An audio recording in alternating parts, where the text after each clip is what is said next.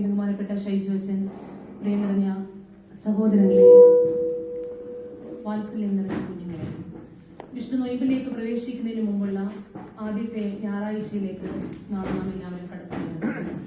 ഈ ഞായറാഴ്ച പേതൃത്വ ഞായറാഴ്ചയെന്നും കൊത്തനെ ഞായറാഴ്ചയെന്നും നമ്മുടെ സഭാപിതാക്കന്മാർ വിളിക്കാറുണ്ട്.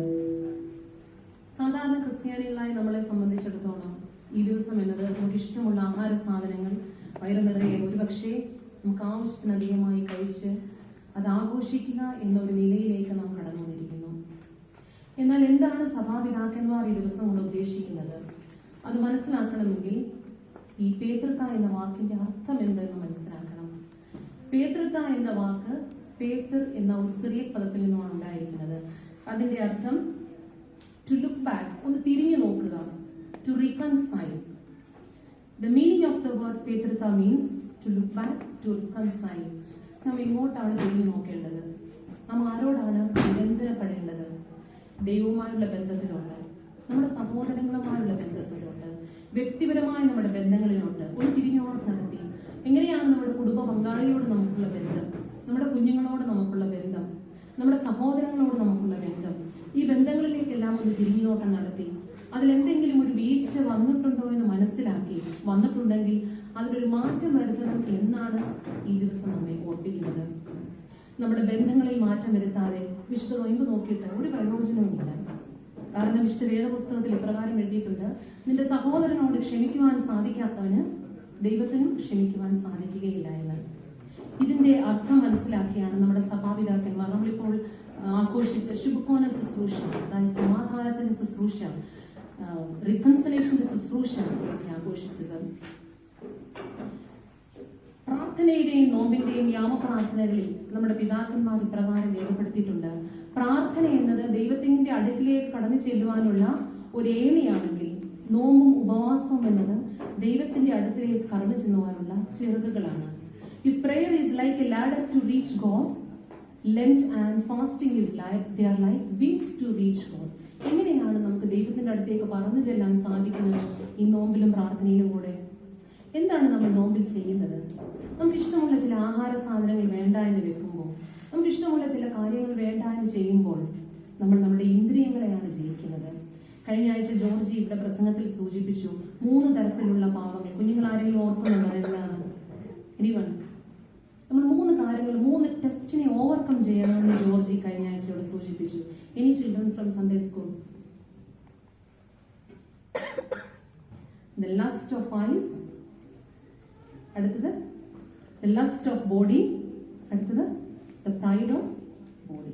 ഓക്കെ, നമ്മളിങ്ങനെ നമുക്ക് ഇഷ്ടമുള്ള കാര്യങ്ങൾ നമ്മൾ വേണ്ട എന്ന് വെക്കുമ്പോൾ നമ്മുടെ സെൻസസിനെയാണ് നമ്മൾ ജയിക്കുന്നത്. When we win over our senses, we win over our body.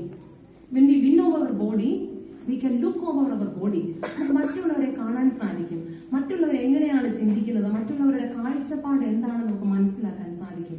അതാണ് ഈ നോമ്പിലും ഉപവാസത്തിനും കൂടെ സഹായിക്കുന്നത്. ഒരു ചെറിയ ഉദാഹരണം കൂടെ നിങ്ങളുടെ മുമ്പിലേക്ക് ഞാൻ വെക്കാൻ ആഗ്രഹിക്കുന്നു. Children, you must be familiar with the modern technology. GPS അറിയില്ലേ? GPS എന്താണ്? എന്താ GPS? നമ്മൾ എവിടെ GPS ഉപയോഗിക്കുന്നത്? ആരും എന്താ മിണ്ടാണ്ടിരിക്കുന്നത്? എവിടെ നമ്മൾ GPS ഉപയോഗിക്കുന്നത്? നാവിഗേഷൻ. കറക്റ്റ്. നമ്മൾ നാവിഗേഷനാണ് GPS ഉപയോഗിക്കുന്നത്. നമുക്ക് നമ്മുടെ ലോകത്തിന്റെ ഏതൊരു ഭാഗത്തുള്ള വേറൊരു വ്യക്തി എവിടെയാണെന്ന് കാണാനും അവരിലേക്കുള്ള ഡയറക്ഷൻസ് ലഭിക്കാനും ഈ നാവിഗേഷൻ, ഈ GPS ഗ്ലോബൽ പൊസിഷനിങ് സിസ്റ്റം നമ്മളെ സഹായിക്കും. What is the focal point of GPS? അതിന്റെ കേന്ദ്ര ബിന്ദു, സെൻട്രൽ പോയിന്റ് എന്താണ്? How is the communication possible? It is possible through satellite, അല്ലേ? നമ്മുടെ നോമ്പ് ഉപവാസവും ഈ GPS പോലെ ആയിരിക്കണം. നമ്മുടെ ഉപവാസത്തിന്റെ നോമ്പിന്റെ കേന്ദ്ര ബിന്ദു ആരാണ്? ദൈവമായ കർത്താവ്. ആ ദൈവമായുള്ള ബന്ധത്തിൽ കൂടെ, ഒരു സാറ്റലൈറ്റിൽ കൂടി എങ്ങനെയാണ് മറ്റൊരു വ്യക്തിയിലേക്കുള്ള ദൂരം നമുക്ക് കണ്ടെത്താൻ സാധിക്കുന്നത്, അതുപോലെ ദൈവമായുള്ള ബന്ധത്തിൽ കൂടെ നമ്മുടെ മറ്റുള്ളവരിലേക്ക്, നമ്മുടെ ബന്ധുക്കളിലേക്ക്, നമ്മുടെ കുടുംബ പങ്കാളിയോട്, നമ്മുടെ കുഞ്ഞുങ്ങളോട്, നമ്മുടെ മാതാപിതാക്കളോട് നമ്മൾ എത്ര ദൂരെയാണെന്ന് മനസ്സിലാക്കി അവരിലേക്ക് അടുത്ത് ചെല്ലുവാനായിട്ട് ഈ നോമ്പും ഉപവാസവും നമ്മെ സഹായിക്കുന്നു. നിങ്ങളുമായി പങ്കുവെക്കാൻ ആഗ്രഹിക്കുന്ന ഒന്നാമത്തെ ചിന്ത അതാണ്. ഈ പേതൃത്വ ദിവസം അനുരഞ്ജനത്തിന്റെ ശുശ്രൂഷ. വിശുദ്ധ നൊയിമ്പിലേക്ക് കടക്കുന്നതിന് മുമ്പ് നമ്മുടെ വ്യക്തിപരമായ ബന്ധങ്ങളിൽ നമുക്ക് എന്തെങ്കിലും വിള്ളലുകൾ സംഭവിച്ചിട്ടുണ്ടോ അത് തിരിച്ചറിഞ്ഞ് അത് തിരുത്തി നൊയിമ്പിലേക്ക് പ്രവേശിക്കേണ്ട ആവശ്യകത. രണ്ടാമത്തെ ചിന്ത ഇന്നത്തെ ഏവൻ കേളിയോനെ ആസ്പദമാക്കിയുള്ളതാണ്. നമുക്ക് നമുക്ക് എല്ലാവർക്കും വളരെ സുപരിചിതമായ ഒരു വേദഭാഗമാണിത്. This portion is very familiar to even all Sunday school children. This has been taken from the Gospel of St. John chapter 2 verses 1 to 11. എന്താണ് അവിടെ സംഭവിക്കുന്നത്? എന്താ ഇന്നത്തെ ദിവസത്തിന്റെ പ്രത്യേകത? Sunday school children, what is the importance of നാളത്തെ Sunday? We celebrate it today, but നാളത്തെ സൺഡേയുടെ importance എന്താണ്? അച്ഛനോട് എവെങ്കിലും വായിച്ച ആരും കേട്ടില്ല. എന്തായിരുന്നു നാളത്തെ സൺഡേ സ്കൂളിൽ നാളത്തെ സൺഡേയുടെ ഇമ്പോർട്ടൻസ്? കാനായിലെ കല്യാണത്തിന്. The first miracle performed by the Jesus Christ before commencement of his ministry. അല്ലേ? എന്താണ് അവിടെ സംഭവിച്ചത്? യേശുവും ശിഷ്യന്മാരും യേശുവിന്റെ മാതാവും എല്ലാവരും വിളിക്കപ്പെട്ട ഒരു കല്യാണ വിരുന്ന്. ആ കല്യാണ വിരുന്ന് നമുക്കറിയാം, നമ്മുടെ കല്യാണങ്ങളൊക്കെ നടത്തുമ്പോൾ വളരെ വലിയ കാൽക്കുലേഷനോടെയും കണക്കുകൂട്ടലുകളോടെയും ഒക്കെയാണ് നമ്മൾ കല്യാണങ്ങൾ നടത്തുന്നത്, അല്ലേ? പക്ഷെ അവരുടെ കാൽക്കുലേഷൻസിനെ എല്ലാം തെറ്റിച്ചുകൊണ്ട് അവിടെ ഒരു കാര്യം സംഭവിക്കുന്നു. എന്താ അവിടെ സംഭവിക്കുന്നത്? They run out of wine. Jewish tradition അനുസരിച്ച് വൈൻ ഒരു ഇമ്പോർട്ടന്റ് ആയിട്ടുള്ള ഒരു സെർവിംഗ് ആണ്, അവർ ചെയ്യേണ്ട ഒരു കാര്യമാണ്. They run out of wine. ഉറപ്പായിട്ട് എന്ത് സംഭവിക്കും? നമ്മുടെ വീട്ടിലേക്ക് കുറച്ച് ഗസ്റ്റിനെ വിളിച്ച് ഫുഡ് തീർന്നു പോയാൽ ഹൗ എംബാരസ്ഡ് വി ഫീൽ, അല്ലേ? അതുപോലെ തന്നെ അവരൊരു വലിയ ഒരു പ്രതിസന്ധിയിൽ കൂടെ കടന്നു പോകുന്ന ഒരു സമയം. ആ സമയത്ത് യേശുവിന്റെ അമ്മ അവരുടെ ബുദ്ധിമുട്ട് മനസ്സിലാക്കി യേശുവിന്റെ അടുത്തിലേക്ക് ചെന്ന് പറയുന്നു. മദർ മേരി ജീസസിന്റെ അടുത്തേക്ക് ചെന്ന് പറയുകയാണ്, മോനെ, ഇവർക്ക് ഇങ്ങനെ ഒരു പ്രശ്നമുണ്ട്, നീ അവരെ സഹായിക്കണമല്ല. അപ്പൊ യേശു എന്താണ് അവിടെ ചെയ്യുന്നത്? അവിടെ ഉണ്ടായിരുന്ന വെള്ളത്തെ, pure water, God converts the water to wine. അതാണ് നമ്മുടെ ഈ ഭാഗത്ത് വായിച്ചു കേട്ടത്. ഇതിന് രണ്ട് ചിന്തകളാണ് നിങ്ങളുമായി പങ്കുവയ്ക്കാൻ ആഗ്രഹിക്കുന്നത്. എങ്ങനെയാണ് യേശുവിനെ ഈ അത്ഭുതത്തോടെ പ്രവർത്തിക്കാൻ സാധിച്ചത്? എങ്ങനെയാണ് വെള്ളത്തെ വീഞ്ഞാക്കി മാറ്റുവാൻ സാധിച്ചത്? രണ്ട് കാര്യങ്ങൾ. ഒന്ന്, യേശുവിന്റെ സാന്നിധ്യം അവിടെ ഉണ്ടായിരുന്നു. രണ്ട്, അവർ പരിപൂർണമായി യേശുവിനെ സമർപ്പിച്ചു. യേശു അവരോട് പറഞ്ഞത് എന്താണോ അത് അവർ കേട്ടു. നമ്മുടെ ജീവിതത്തിലേക്ക് നമുക്ക് തിരിഞ്ഞു നോക്കാം. നമ്മൾ വലിയ വലിയ തീരുമാനങ്ങളൊക്കെ നമ്മുടെ ജീവിതത്തിൽ എടുക്കാറുണ്ട്, അല്ലേ? ചിലപ്പോൾ നമ്മുടെ കുഞ്ഞുങ്ങളെ പറ്റിയുള്ള തീരുമാനങ്ങളാകാം, ചിലപ്പോൾ നമ്മുടെ കുഞ്ഞുങ്ങളുടെ വിവാഹ കാര്യങ്ങളാകാം, അവരുടെ പഠന കാര്യങ്ങളാകാം, ഒരു പുതിയ ജോലിയെ പറ്റിയുള്ള തീരുമാനങ്ങളാകാം. ചില തീരുമാനങ്ങളൊക്കെ നമ്മൾ വളരെ കാൽക്കുലേഷൻസോടെ എടുക്കുമ്പോഴും ചിലപ്പോഴൊക്കെ തെറ്റിപ്പോകാറുണ്ട്, അല്ലേ? നമ്മുടെ ജീവിതത്തിലെ പല തീരുമാനങ്ങളും പലപ്പോഴും തെറ്റിപ്പോകാറുണ്ട്. അങ്ങനെ തെറ്റിപ്പോകുമ്പോൾ നാം എന്താകും? നാം നിരാശരാകും. പക്ഷെ നിരാശരാകേണ്ട ആവശ്യമില്ല എന്നാണ് ഈ വചനം നമ്മെ ഓർപ്പിക്കുന്നത്. നീ ജീവിതത്തിൽ നിന്ന് ഒരു തീരുമാനം എടുക്കുമ്പോൾ കർത്താവിനെ ക്ഷണിച്ചുകൊണ്ടാണോ ആ തീരുമാനം എടുക്കുന്നത്? കർത്താവ് നിന്നോട് പറയുന്നത് നീ കേൾക്കുന്നുണ്ടോ? അങ്ങനെയാണെങ്കിൽ മറ്റുള്ളവരുടെ മുമ്പിൽ അപമാനിതനാകാനായിട്ട് കർത്താവ് ഒരിക്കലും നമ്മെ സഹായിക്കുകയില്ല. അതാണ് ഈ വേദഭാഗം നമ്മളെ ഓർപ്പിക്കുന്നത്. ഈയിടെ നമ്മുടെ കേരളത്തിൽ നടന്നൊരു സംഭവം നിങ്ങൾ എല്ലാവരും ന്യൂസിൽ കൂടെ കേട്ട് കാണുമായിരിക്കും, അല്ലേ? ഒരു ക്രിസ്തീയ ഭവനമായിരുന്നു അത്. അവിടുത്തെ ഒരു കുഞ്ഞ്, വളരെ മിടുക്കനായ ഒരു കുഞ്ഞ്, തന്റെ പഠനത്തിന് വേണ്ടി ഒരു ദൂരെ ഒരു സ്ഥലത്തേക്ക് പോയി പഠനമെല്ലാം പൂർത്തിയാക്കി തിരിച്ചു വന്നു. ഒരു ചെറിയ പ്രശ്നത്തിൽ, ചെറുതെന്ന് ഞാൻ പറയുന്നില്ല, ഒരു പ്രശ്നത്തിൽ, ജീവിതത്തിൽ പ്രശ്നങ്ങൾ സംഭവിക്കും. ഒരു പ്രശ്നത്തിൽ ഏർപ്പെട്ടു. അങ്ങനെ ഒരു പ്രശ്നത്തിൽ ഏർപ്പെട്ടപ്പോൾ അവൻ ചെയ്ത കാര്യം എന്താണ്? ദുഷ്ടശക്തിയുടെ, സാത്താന്റെ ശക്തിയുടെ പിറകെ പോയി സ്വന്തം പിതാവിനെ വരെ കൊല്ലുന്ന ഒരു അനുഭവത്തിലേക്ക്, ഒരു അവസ്ഥയിലേക്ക് എത്തിച്ചേർന്നു. നമ്മുടെ ജീവിതത്തിൽ പരാജയങ്ങൾ ഉണ്ടാകുമ്പോൾ, നമ്മുടെ ജീവിതത്തിൽ കുറവുകൾ ഉണ്ടാകുമ്പോൾ മനസ്സിലാക്കുക, കുറവുകളെ നിന്റെ അപരിപൂർണതയിൽ നിന്ന് നിന്നെ പരിപൂർണതയിലേക്ക് കൊണ്ടുപോകാൻ സാധിക്കുന്ന ഒരു ദൈവം നമ്മുടെ കൂടെയുണ്ട്. അതാണ് രണ്ടാമതായി നിങ്ങളുമായി പങ്കുവയ്ക്കാൻ ആഗ്രഹിക്കുന്ന ചിന്ത. മൂന്നാമത്തെ ചിന്ത, നമ്മുടെ സഭ വളരെ അപ്പോസ്തോലിക സഭകളെല്ലാം വളരെ പ്രാധാന്യം കൊടുക്കുന്ന ഒരു വേദഭാഗമാണിത്.